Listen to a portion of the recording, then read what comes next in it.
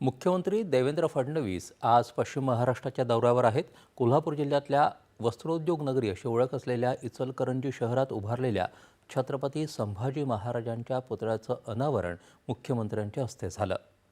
छत्रपती संभाजी महाराजांचा देदीप्यमान इतिहास प्रत्येकापर्यंत पोहोचायला हवा असं मुख्यमंत्री म्हणाले।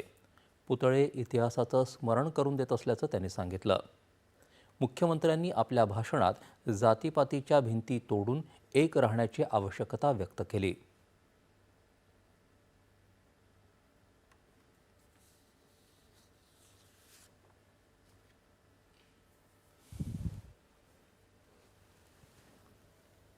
त्या दैदिप्यमान कारकिर्दीचं ज्याच्यामुळे आज आम्ही स्वाभिमानाने उभे आहोत। हा स्वाभिमानाचा पुतळा आहे। हा एक असा पुतळा आहे की ज्याने आपल्याला स्मरण येतं की या व्यक्तीने देव देश आणि धर्म सोडला नाही। शरीराची खांडोळी झाली पण प्रत्येक खांडोळीतून त्या ठिकाणी छत्रपतींचं नाव येत होतं, हिंदू धर्माचं नाव येत होतं। अशा प्रकारे तेजाने तळपत असलेलं हे व्यक्तिमत्व आज आमच्या सर्वांना एवढंच सांगताय, आम्हाला देखील जातीपातीच्या भिंती तोडून या ठिकाणी एक राहावं लागेल। आमचं हिंदुत्व, आमचा भगवा ध्वज, आमचा भगवा धर्म हे आपल्याला त्या ठिकाणी शाबूत ठेवावं लागेल।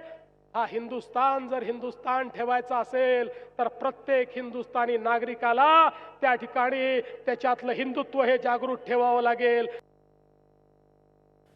इचलकरंजी शहराच्या पाणी पुरवठ्याचा प्रश्न सोडवण्याची ग्वाही देखील त्यांनी यावेळी दिली।